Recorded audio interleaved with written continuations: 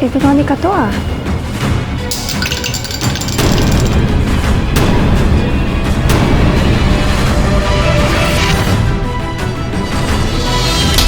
Nabulok ako kakahintay kagabi? Ano nangyari sa'yo, Yaya?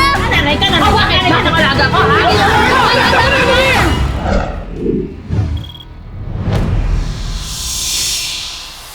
Yung gamot niya sa umaga, nandito. Yung gamot niya sa gabi, nakasulat din dito. Paulit-ulit ka na. Malilate ka na sa flight mo. Sonia, you've already done your job. Be with your family. Always remember, no matter what challenges come your way, love yourself.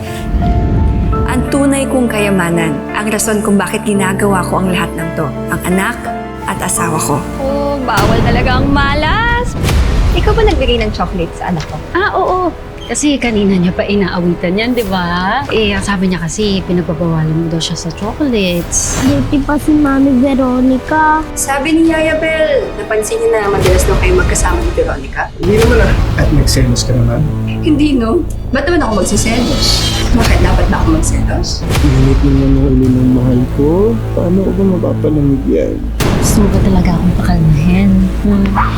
Bakit hindi natin subukan na kung maganda talaga ang quality ng sapa na to? Justin, nag-speed ka! Ano nangyari sa'yo, Yaya? Tatawagan mo yung daddy mo ka? Kabawal ni Verdi ka sa mga sagot. Based sa blood results, hindi po kayo pwedeng mag-donate ng dugo para sa kanya. Anak ko po siya. Ako po mismo yung nagsilang sa kanya. Tsaka, yung asawa ko, yung tatay ni Jasmine, type O naman siya eh. Kahit na type O rin ang asawa ninyo, dapat ho type A o AB lang ang magiging blood type ni Jasmine.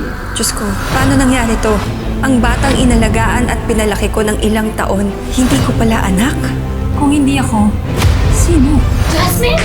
Jasmine! Usapang pamilya to, Veronica. Pwede ba umalis ka na? Nabulok ako kakahintay kagabi? Ni text, ni tawag, wala kang ginawa.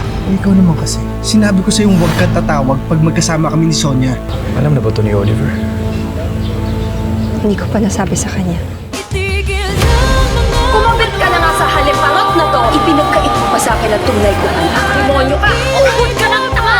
Yung babae! Kailangan ko na yatang hanapin ang katotohanan. Tungkol dyan ang ating kwento, dito lang sa Tadhana.